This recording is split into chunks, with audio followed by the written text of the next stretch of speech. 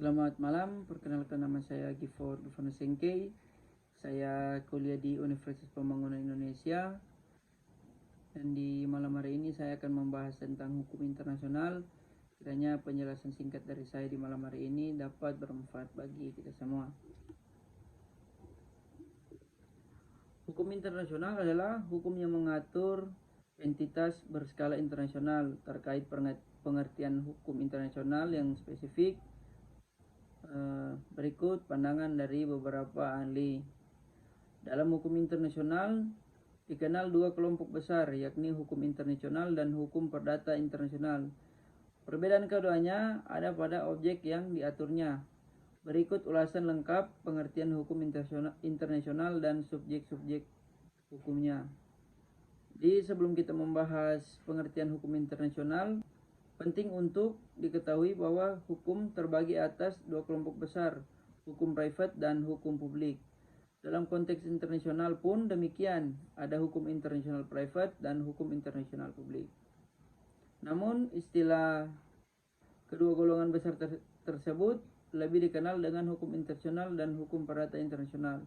Perbedaan keduanya ada pada objek yang diaturnya. Hukum internasional private atau hukum perdata internasional sebagaimana diterangkan Prof. Sulfa Joko Basuki. Sementara itu, hukum internasional publik atau yang dikenal dengan hukum internasional mengatur hubungan antar negara dan subjek hukum lainnya.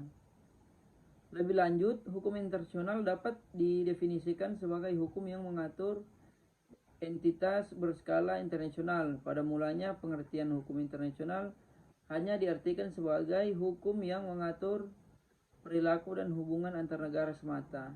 Namun perkembangannya pengertian hukum internasional pun meluas dan hubungan negara dengan organisasi internasional, hubungan antar organisasi internasional dengan organisasi lainnya, hubungan negara dengan individu dalam konteks khusus, dan lain sebagainya.